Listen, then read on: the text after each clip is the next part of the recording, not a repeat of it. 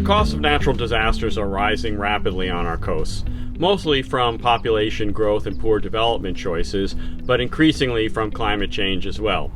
These are putting both people and nature at great risk. Natural disasters are consuming ever greater portions of national budgets. Right now, these disasters and our responses to them are mostly harming the environment. But we could provide better support to the environment if we can show that nature can be an effective and cost-effective part of building coastal resilience.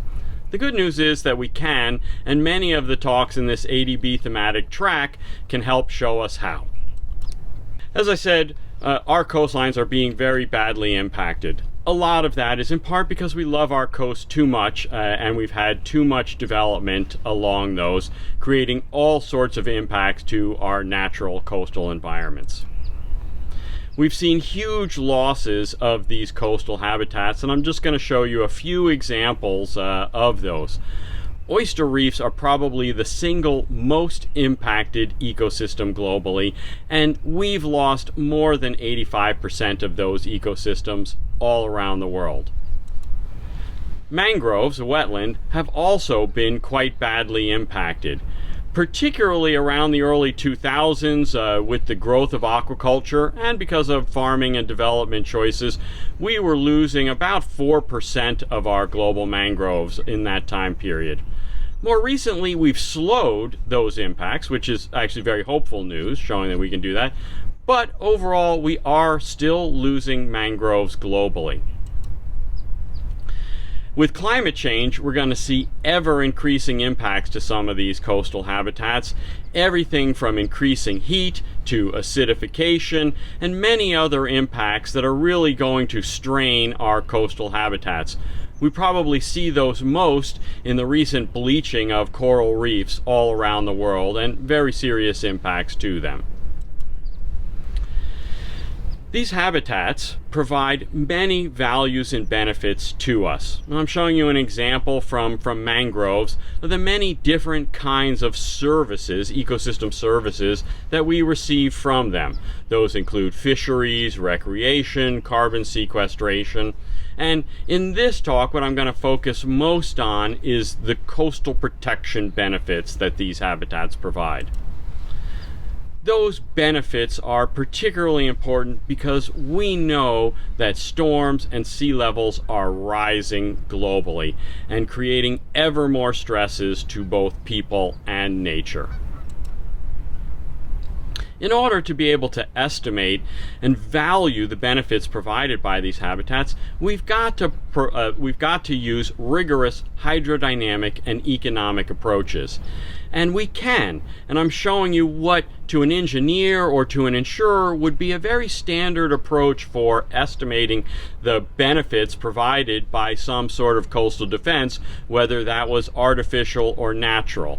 I'm not going to walk you through all of the modeling steps that would be required, but what you need to know is that we need to be able to estimate waves in the offshore and nearshore environments using a whole set of hydrodynamic models, be able to assess what those look like as they come ashore and flood areas, and then be able to estimate the economic consequences.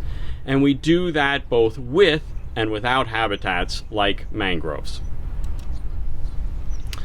This video shows some of how mangroves work to reduce flooding.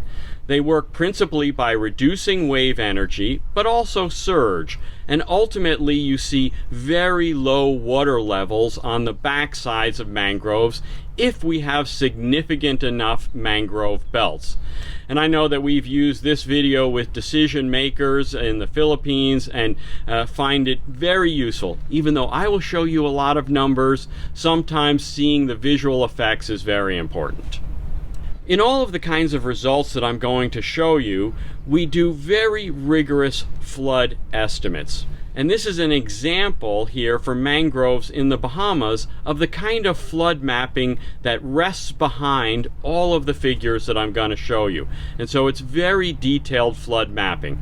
What you can see here for Grand Bahama Island is the flooding that would occur in a 1 in 10 year event in blue with mangroves, and you can see that that gets a lot worse in red without mangroves.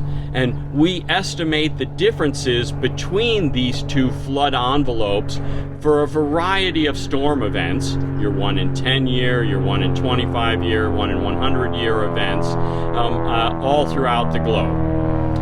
This allows us ultimately to derive an annual expected benefit provided by these habitats for flood risk reduction. And these are the kind of global values that we see for those benefits. We've summarized those into 20-kilometer coastal units, and you can see that on an annual basis, there are hotspots around the world where mangroves are providing tens to hundreds of millions of dollars in flood reduction benefits every year.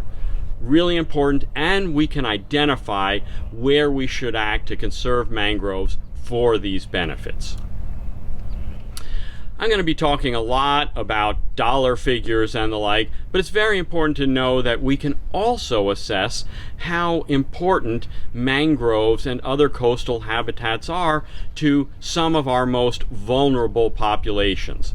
And this is an example from the Philippines showing the areas where mangroves are providing the most important benefits if you're considering either people, and in this case people below poverty, as one measure of social vulnerability versus the economic impacts of losing those mangroves. And you can see that there are some areas where mangroves are providing equal benefits in terms of both people and property, but then there are also some hotspot areas that if we were really focusing on the most socially vulnerable, we'd target our conservation and restoration activities differently than if we were focusing just on dollars and cents, as it were. Coral reefs also act to reduce flooding. We've shown that overall reefs can reduce 97% of the wave energy that would otherwise hit coastlines. And you can imagine this personally by imagining when you've been at, for example, a tropical resort. You might have been on the beach watching surfers offshore on 2, 3, 4 meter high waves, and you're standing with water just lapping up against your feet. That's the reef working offshore to break waves and then reduce the amount of water that comes onshore. And that happens in storms as well as in everyday occurrences. So we've also been able to estimate where reefs provide the most important benefits to people and property. And this map shows the hotspots around the world where reefs are having the greatest annual expected benefits in terms of flood risk reduction. Again, helps us identify the hotspots, and we can use this same data to understand national economics, so we can sum these benefits up by country to know where reefs are providing the greatest benefits. In some recent work, we looked at a variety of strategies or solutions for being able to return nature, in particular to some of our most impacted coastal environments, those along some of our urban shorelines. And we classified those into 4 major strategic groups: green and gray infrastructure, habitat restoration, green biotechnologies, and a variety of economic incentives. And I'm just going to show you a few examples of some of these solutions in practice. These are a couple of reef restoration photos. One is myself restoring some oyster reefs on the coast of Alabama in the southern U.S.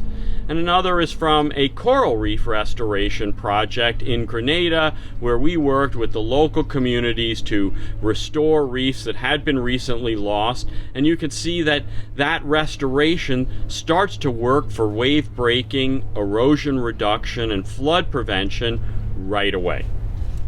We also have worked on a variety of approaches for different kinds of financial incentives, and are even ensuring coral reefs around the world.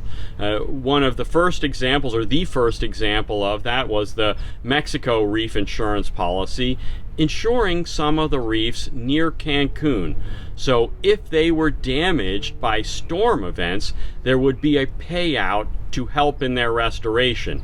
And in fact, last year, Hurricane Delta impacted this area, triggered the insurance policy and the payout to help divers in the initial restoration and in the long-term restoration of the reefs in that area. And this example is now being expanded throughout the Mesoamerican reef. We've also been working on different approaches for accounting for the benefits of these habitats. Many of you might be familiar with accounting for blue carbon or carbon credits for carbon sequestration. Well, we've been developing a parallel approach for resilience credits so that you might be able to get credits not just for the carbon, for example, that mangroves are storing, but also for their flood protection benefits. We've also been showing that habitats are particularly important and can be damaged by storm events, and this has very direct consequences for flood risk on our coastlines. This is a graph of the impacts from Hurricanes Irma and Maria on reefs around Puerto Rico. The areas in blue show the reefs that were damaged.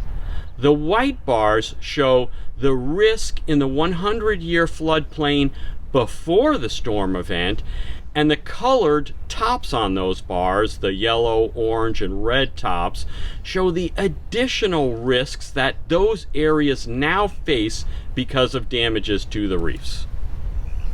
To sum it up, there are a variety of opportunities for addressing some of these coastal impacts. We need to be able to include natural assets in economic accounting. We need to rethink our infrastructure investments away from so much investment in gray infrastructure in our coast and more towards green, particularly after disasters when we have real opportunities to invest in new approaches on our coastlines. And we can also think of approaches for more insurance incentives for natural capital. So I hope to have shown you that coastal habitats do indeed face many stresses. They also provide us with many benefits to lives and livelihoods, flood protection among them. We can rigorously value these benefits, and because we can rigorously value those benefits, we can prioritize actions and find new ways to invest in our coastlines. Ultimately, to be able to build coastal resilience naturally. Thank you.